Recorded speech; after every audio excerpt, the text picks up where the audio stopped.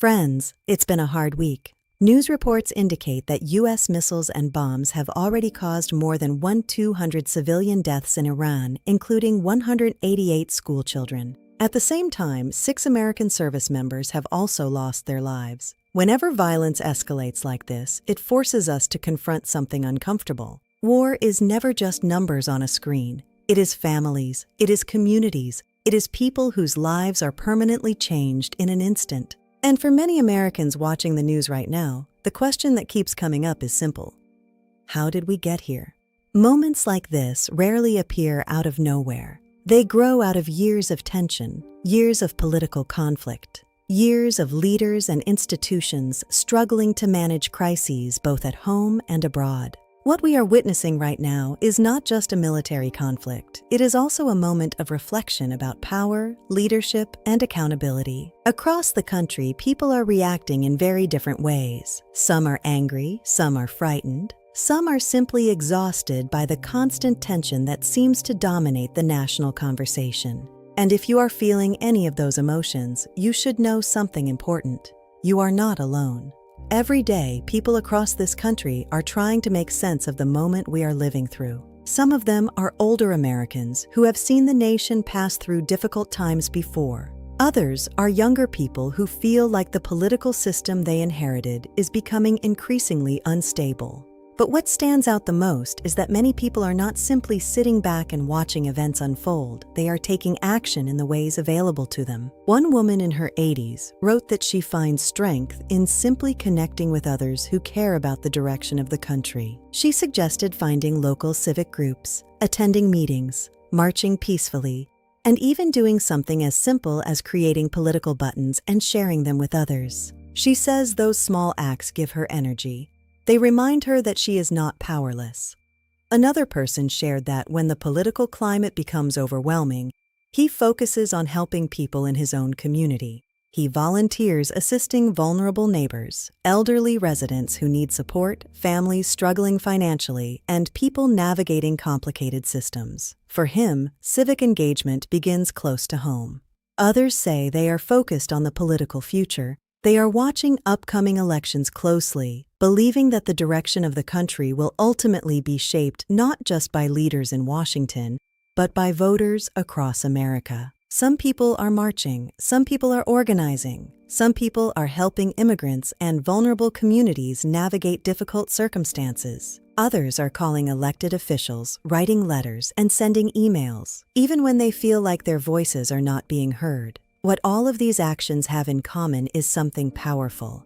They represent ordinary citizens refusing to give up on the idea of democracy. History reminds us that democracy has never been a passive system. It does not function on autopilot. It depends on participation. It depends on people paying attention. And it depends on people being willing to ask difficult questions about power and accountability.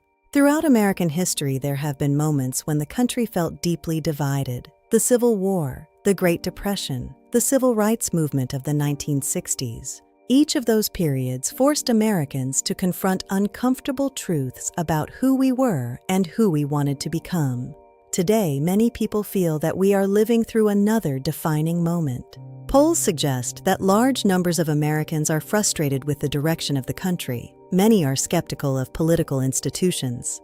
Many are concerned about war, economic inequality, immigration policy, and the growing influence of money in politics. And yet, despite all of that frustration, the majority of Americans still believe in the basic principles of democracy.